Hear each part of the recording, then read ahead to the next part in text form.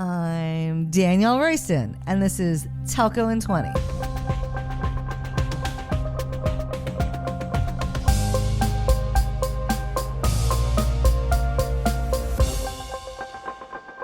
For this episode, we wanted to revisit one of our favorite and most beloved episodes of the year. This episode has been shared around the world, with people writing in to tell us how much they've enjoyed it, even going as far as to mention how they are building new digital brands based on the ideas we discuss. How cool is that? The episode first aired on May 4th, and our guest was Juha Korhonen, who is a former executive from Zane Group and has recently taken a position with Gartner as Senior Director in their Research and Advisory Group. In this killer episode, Juha talks about digital transformation and shares his experience successfully launching Yaqoot, a digital mobile operator in the Middle East. So sit back, relax, and listen to Telco in 20's Best of 2021. Today we have a great episode for you. You know me, I'm constantly evangelizing the use of public cloud in telco. But for anyone who decides to embark on this journey, it will inevitably come with the need to do some sort of significant transformation in the business. Using the public cloud is not just about running workloads in a different location. It really is a state of mind. It's a completely new way of building and managing software. If you do a great job, you can get results you never thought possible. Remember our conversation with Jim Abel way back in episode 1, where we talked about how you can't be a disruptor who's wrong, a DW. You have to be a disruptor that's right, a DR. But transformation is super hard. Lots of projects fail. I think one of the biggest reasons they fail is leaders forget to think through all the different constituencies involved in the change. It's not just about the technology you're implementing or why it's good for the business. You really have to get the people aligned around why this change will be good for them as individuals too. It has to be a win-win. I am super excited that today my guest is a telco executive who has successfully implemented a significant transformation project. Woohoo! He had a crazy idea. You can reinvent the consumer experience, lower your costs, and achieve massive growth, and at the same time, add 10 to 20 points of EBITDA by building a digital brand. Today on the podcast, we have Juha Korhonen, who's going to talk to us about the work he did with Zane Group in Saudi Arabia and their new digital brand, Yaqoot. So let's take 20. Juha Korhonen is a telecom industry veteran and former head of innovation and digital services at Zane Group, where he was instrumental in launching Yaqoot, a digital mobile operator in the Middle East. Welcome, Juha. Great. Thank you. Thank you for having me. Yeah, I think it's going to be really, really great conversation. So today we are mixing it up and talking about digital transformation. It's everywhere in our industry. In your opinion, why is it so hard to do, and why do businesses fail? I think for telcos, we are so used to doing things to a certain way, and there is a structure in place if you look at the organization or how we are using technology. And we are also very big businesses. So if you are suddenly trying to get 7,000 people or 10,000 people to behave differently and use new tools and new technologies and new ways of doing things, I think it's just generally very, very difficult problem. And that's also why I feel that maybe it's better to practice it first and figure out how you can do it. Yeah. And I love that you bring the people side into it, because I think that's a big, big, big part of transformation projects being successful is really getting the people excited about the change. And I think it's something that's really neglected. And so kind of moving on, you've had a long career in telco. You've worked at companies all over the world. But 3 years ago, Zane challenged you to reinvent the consumer experience in telco. What was your initial vision for this project? So I was very curious about how you can actually reinvent the business. So I had been running the commercial side of the telecom operator and the sales and the marketing and the customer experience and building them on a traditional way for a very long time. At the same time, you saw all of these new technologies and these new capabilities coming in place.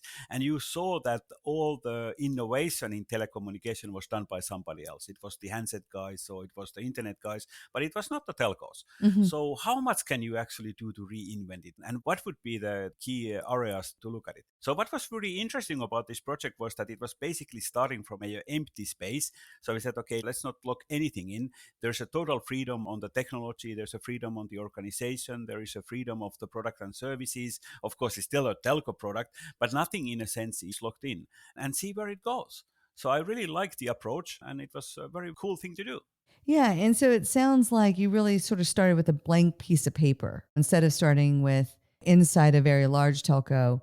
You're like, let's start small and let's really rethink all the different areas. Yeah, the company had done a couple of traditional transformation projects where you basically are trying to transform all the functions at the same time, and it becomes this huge PMO-led reporting to the CEO and Hmm. the board. Let's try to reinvent everything at the same time, and really struggled doing those, and they were not generally seen as very successful ones. So this one, literally, I was working at the group level, and at day one there was just two of us saying that, okay, how are we going to do this, and where are we going to go with this? So it was really literally a empty piece of paper. Yeah. And so it sounds like you evaluated a couple different choices in your approach, everything from a group level project all the way to starting something new. And so, what were the choices that you thought about and which approach did you pick? So the first project I had was to look at the group level. Could we do a digital offering across the whole operating company? So looking at the 8 different countries and how could we do that? So we built the full business case.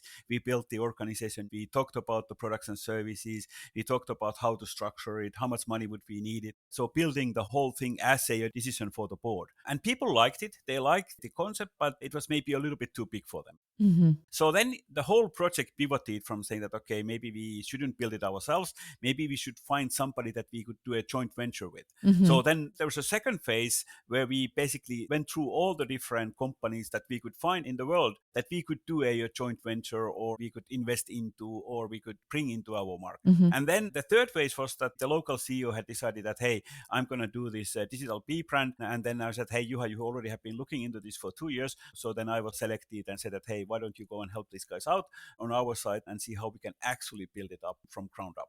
Awesome. So you've decided to go with a smaller B brand, start it from scratch. And so, besides the goal of reinventing the consumer experience or the customer experience, were there other business benefits, impacts that you thought would come from this project besides just it was good for the consumers? Well, the operators, they are constantly looking for a new growth. So if Mhm. you look at the last 5 years, telcos are not exactly growing. They are more stagnated or maybe even slightly negative. So the growth was important from the company's overall management point of view.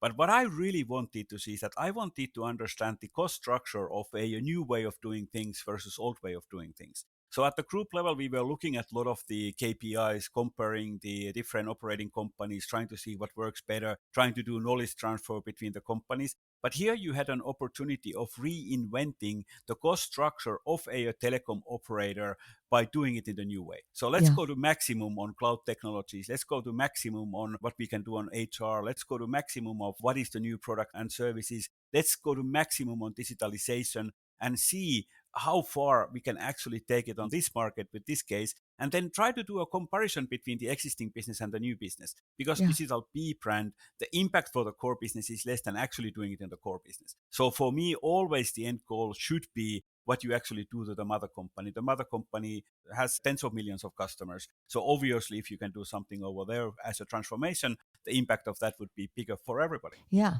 And so I think you found that you could really impact those cost structures in a significant way with this maximum approach. And so, do you have some numbers of even just the back of the envelope of what you thought you could do going into the project from a reduction of cost or profitability impact? So I always had a feeling that you have an opportunity to have a 10 to 20% EBITDA level impact on the commercial side of the business at least. So excluding the network. The network is a Yeah. bit of a different animal. Yeah. And if you look at the structure of cost of sales of typical operator or structure of OpEx of the typical operator, they are quite similar. So it felt like that you have to work on all of those elements at the same time. You can find these pockets where you have a sizable amount of cost that you can pull out of the business. And at the same time, you can change it from this let's sell SIM cards to our existing customers to a let's have a digital differentiated offering that can give you an actual real opportunity for the growth when it comes to the number of customers and revenue. So you're kind Yeah. of working on all of them at the same time. Yeah, I think a lot of people think when you cut costs that somehow that the customer experience is going to suffer or the business will not be as good. And I think what's so exciting about this project and talking to you about your approach here was that you found you could improve the customer experience, have great growth, and reduce costs. And so it would be more profitable, which is super exciting. And so breaking down kind of that 10 to 20 points of EBITDA improvement, let's kind of walk through some of this math.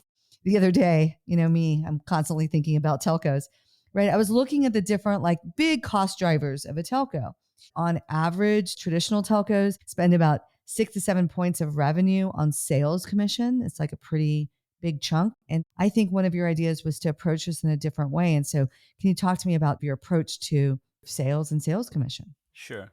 So I used to be chief commercial officer on these operators for a number of years, and I was quite used to looking at the commission structures. So if we look at from the investment that we as an operator do for a growth, there are two big buckets of money. So there's the advertising cost, and then there is a commissioning cost. Mm-hmm. Somehow the advertising cost, I think, because of lack of growth, has becoming more of a cost driver, not a growth driver.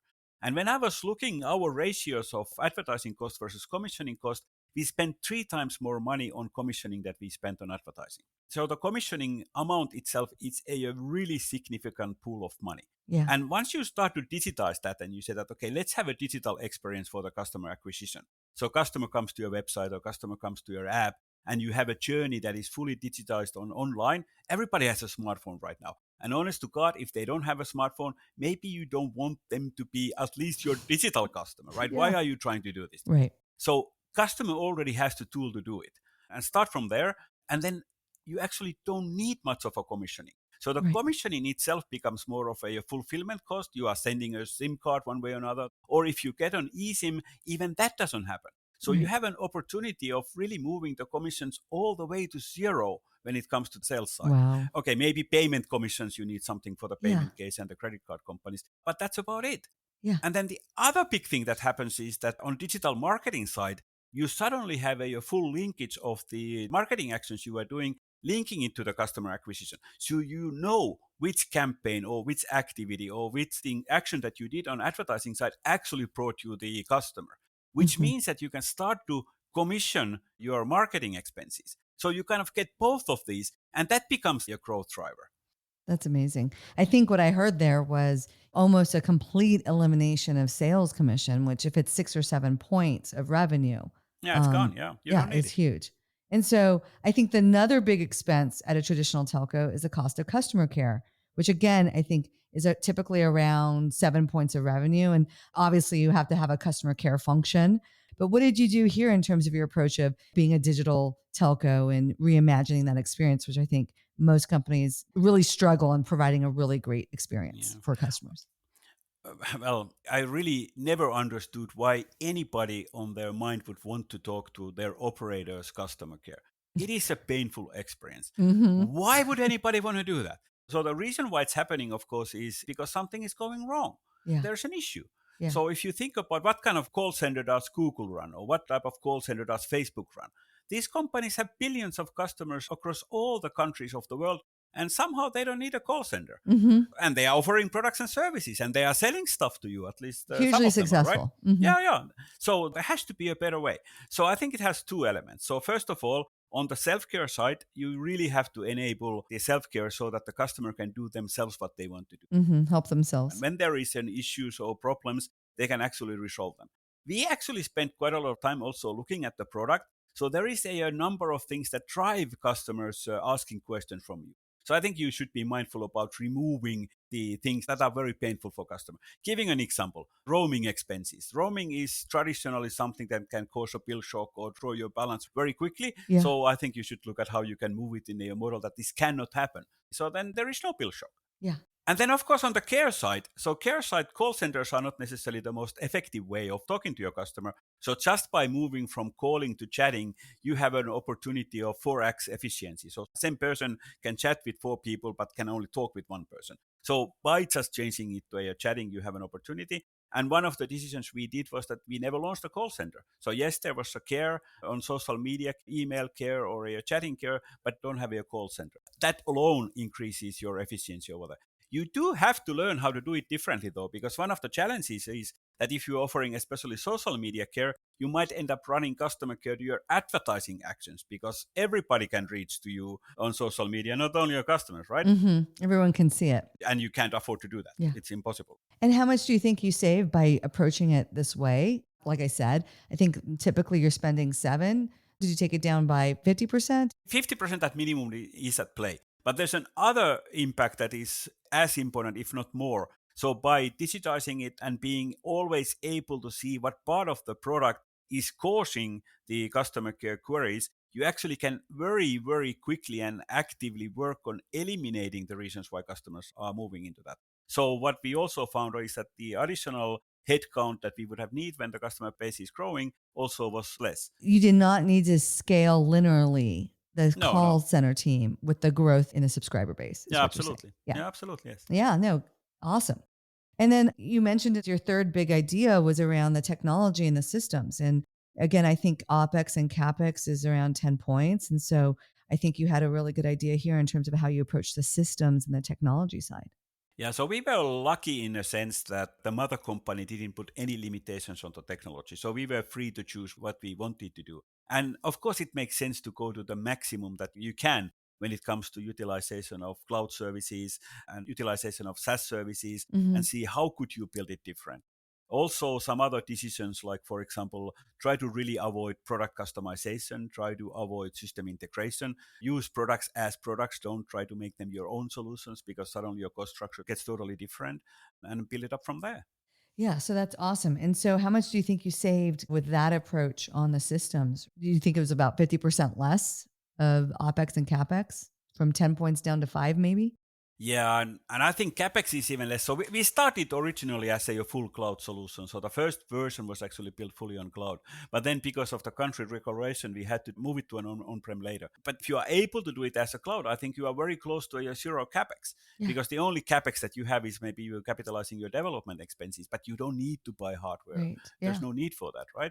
And then the cost of the cloud services versus the on-prem, because clouds, they scale dynamically. And why am I telling you about this? You know it better than I do. You don't need to pre-invest into it. So if you are doing on-prem solution, you need to pay for what you need when you need it. It's absolutely. amazing. Yeah. Absolutely. And so if I think back to the things you said, eliminating commissions, 50% less, at least maybe more on call center, and then half of your eliminate CapEx and you're kind of left with your OpEx, I think that takes you to your 10 to 20% EBITDA. Yeah. And the huge thing on the OpEx is the cost of headcount. So I think traditionally operator headcount cost can be, up to 20% of your OpEx and so on. But when I was the chief commercial officer on this operator, I had a staff of about 600 people. And we had an additional maybe 700 people that worked on retail and so forth, the franchisees. And now we are suddenly running the same business where the internal team is only about 30 to 40 people and the external team is about 15 people. So it's like 1% of the headcount that you were running now is like 50 people, 60 people. Yeah, absolutely. Yeah, so it's a huge change. And not only that, but if you look at the skill set of the people, the skill set also changed. Because we suddenly had people who were doing customer journey mapping. We had designer people looking at what is the experience over there. We had the technical people who were actually running the system.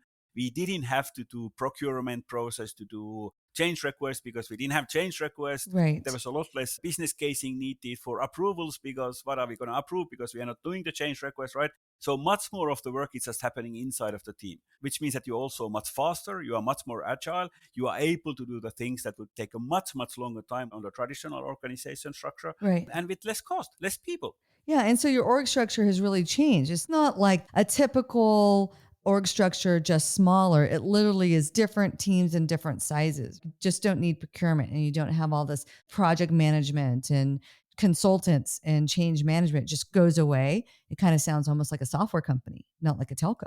Absolutely. I fully agree. Yeah, that's amazing. And so talk a little bit about kind of just going back to the cloud approach. You mentioned it's located in Saudi Arabia. They traditionally have tough data regulations. There's no hyperscaler in the country.